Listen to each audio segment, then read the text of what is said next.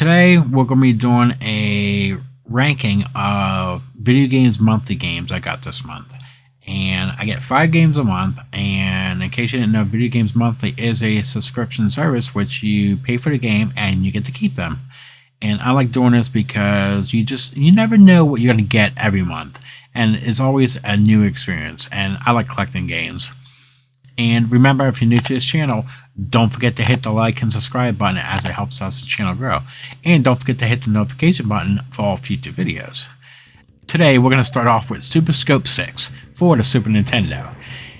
This game was bundled with the Super Scope for the Super Nintendo. As the game suggests, the cartridge contains 6 games that require Super Scope to play.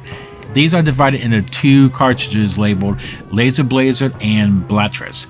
As the names suggest, the first option places the focus on pure action, while the second is more puzzle oriented.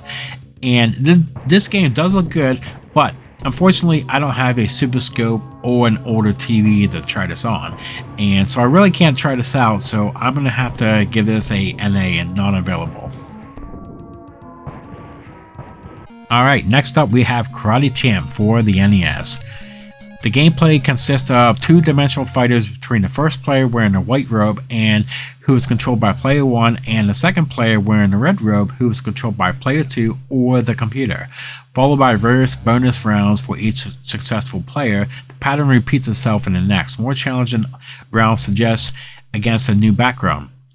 The first level being a dojo, and the following levels take place at the same tournament stadium. Now, when it came to NES, it only had a directional pad with 2 buttons. As a result, the developers were forced to make some concessions by adjusting the controls so that the player either used A or B buttons, or sometimes both buttons, in conjunction with the directional pad, with the A button primarily corresponding to the right side and the B button corresponding to the left side.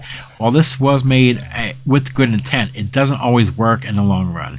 You have to remember which button corresponds to which side you're facing, or you may end up performing the wrong attack. And I didn't think this game was really that good. For a Nintendo game, the controls were just too difficult to learn with only 2 buttons, and I didn't think the graphics were that good either. I'm gonna give this a D. Ikari Warriors 2 for the NES. The objective is to defeat the enemy's aliens using grenades and other weapons. The story directly picks up at the end of the first Ikari Warriors. The worst thing about this game is its gameplay. First of all, it's frustrating and impossible to steer your character the way you want to move them.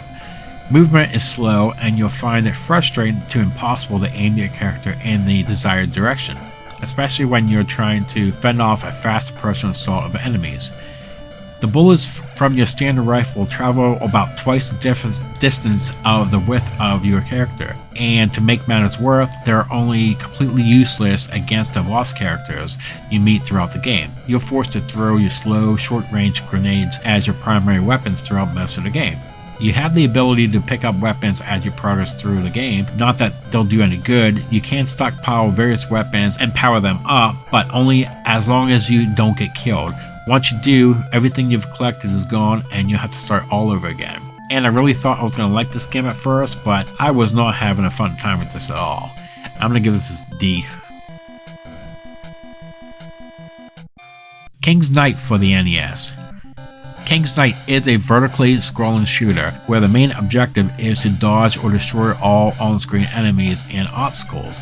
Various items, however, add depth to the game. As any character, the player can collect various power-ups to increase the character's level, maximum of 20 levels per character. Gameplay consists of auto-scrolling stages where you shoot enemies coming down from the top of the screen like any other vertical shooter. Only this time, there are tons of environment obstacles that you have to either destroy or avoid. These consist of pitfalls that are visible until you hit them, trees, mountains, tombstones, and many other manner of annoyances.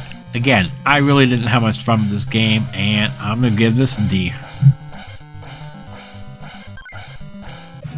Last we have Tailspins for the Sega Genesis. The game involves the adventures of Blue and Kit Cloudkicker, two bears delivering cargo for Rebecca Cunningham.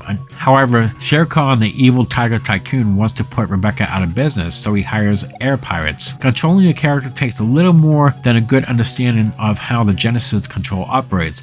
If you're used to the games that don't necessarily react to the input that you throw down with the control, then you shouldn't have much of a problem picking up the control here. The fact that the game is 2 players really does offer a little more play value to this game. Initially, you would only choose either Blue or Kit, but if you have another player, 2 people can play at the same time. Most of this comes in with the flying stages, in which you have to dodge your enemies for a couple of minutes and make it to the end of the stage. And while you're flying, player 1 will be flying and playing, and player 2 will be controlling Kit, who will be throwing rocks at your enemies. And honestly, I did have some fun with this game. I thought the graphics were decent, and I'm going to give this a C. So there you have it for this month's games. What did you think about the list? Please leave comments below to share your thoughts, and let me know how you would rank them. I really thought Tailspins was the best game I had for this month, and if there's any companies you want me to rank, please leave comments below. I'm open to suggestions. I did LJN last month, and I'm going to do LJN for the Super Nintendo, I think, next month. But until next time, peace out.